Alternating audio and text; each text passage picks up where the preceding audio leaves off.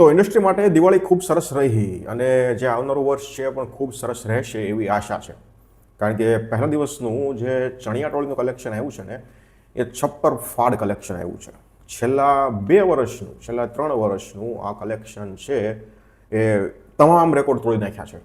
જે પણ મોટી મોટી ફિલ્મો આવી તમામ ફિલ્મોના રેકોર્ડ તોડી નાખ્યા છે. 2022ના વર્ષથી આપણે શરૂઆત કરીએ કે સૌથી વધુ કઈ ફિલ્મે પહેલા દિવસે કલેક્શન કરેલું એની વાત કરવાની છે આપણે.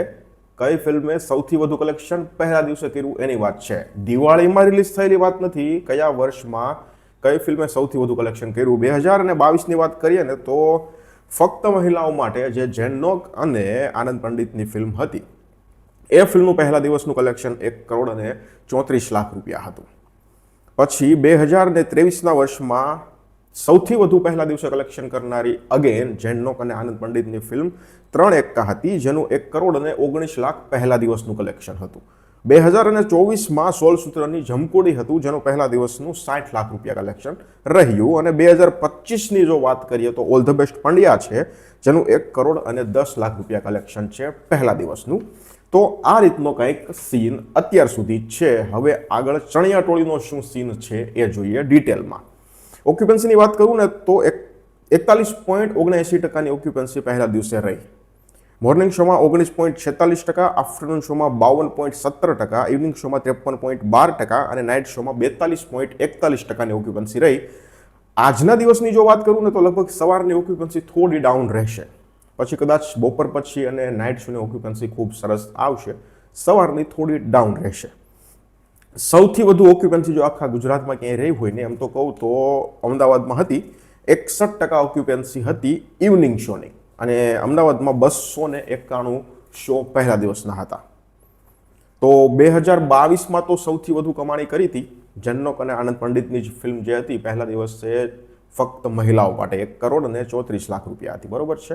આ નેટ કલેક્શન હતું 1,34,00,000 રૂપિયા.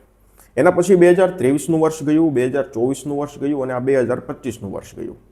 બરોબર છે. આ 3 વર્ષમાં સૌથી વધુ જો કોઈ ફિલ્મ પહેલા દિવસે કમાણી હોય તો એ અત્યાર સુધી ઓલ ધ બેસ્ટ પંડ્યા હતી, પણ હવે અત્યારે ચણિયાટોળી થઈ ગઈ છે. ચણિયાટોળીનું પહેલા દિવસનું નેટ કલેક્શન 1,20,00,000 છે.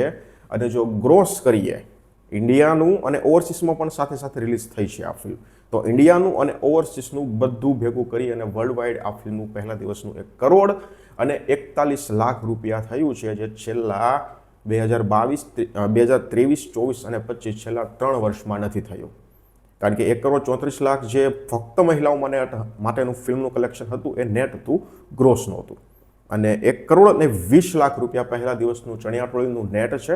1,41,00,000 રૂપિયા ગ્રોસ આ ફિલ્મનું ટોટલ કલેક્શન થાય છે. એટલે જો એક જોઈએ ને તો કેવું કે જેનનોક અને આનંદ પંડિત હવે કોઈ ફિલ્મ રિલીઝ અથવા અનાઉન્સમેન્ટ કરે ને એટલે અંદરથી એમ થાય તો છે કે ભાઈ નહીં, કંઈક આ લોકો નવું તો આપશે જ. કારણ કે બ્રાન્ડ બની ગઈ છે. હવે અત્યારે બ્રાન્ડ બની ગઈ હોય એવું લાગે છે. છેલ્લો જેનનોક અને આનંદ પંડિતનો ઇતિહાસ તમે શોધી લો, ગોતી લો. જ્યારે પણ આનંદ પંડિત અને જેનનોકની ફિલ્મ આવી છે કંઈક ને કંઈક નવા રેકોર્ડ તો બનાવ્યા જ છે. એટલે 2026માં ઓગસ્ટમાં હજુ એક ફિલ્મ આવે છે. ફક્ત ને ફક્ત અનાઉન્સમેન્ટ થયું છે, છતાં આપણે વેઇટ તો કરીએ જ. અને અંદરથી વેઇટ તો થાય જ કે ભાઈ ચાલો આ બંનેની ફિલ્મ આવે છે, આ કોલેબોરેટમાં એક ફિલ્મ આવે છે, કંઈક નવું તો હશે જ. કારણ કે ક્વોલિટી કન્ટેન્ટ હવે છેલ્લા 2-3 વર્ષોમાં, 3-4 વર્ષોમાં આપવા લાગ્યા છે. એટલા માટે અનાઉન્સમેન્ટ થાય એટલે અંદરથી એક એક્સાઇટમેન્ટ પણ થાય છે. તો આ ન્યૂઝ હતા. આ પહેલી જે દિવસની ચણિયાટોળીની કમાણી હતી એ છપ્પડ ફાડ હતી, રેકોર્ડ તોડ હતી અને તમામ જે જૂના રેકોર્ડો હતા બધાએ સ્વાહા કરી નાખ્યા છે. હવે આગળ જતાં જોવાનું છે કે કેટલા રેકોર્ડ સ્વાહા કરે છે, કઈ ફિલ્મોના રેકોર્ડ છે એ તૂટે છે અને પછી લાઈફ ટાઈમમાં પણ કેટલો આ ફિલ્મનો જે વકરો છે એ થાય છે એ જોવાનું છે. ધન્યવાદ.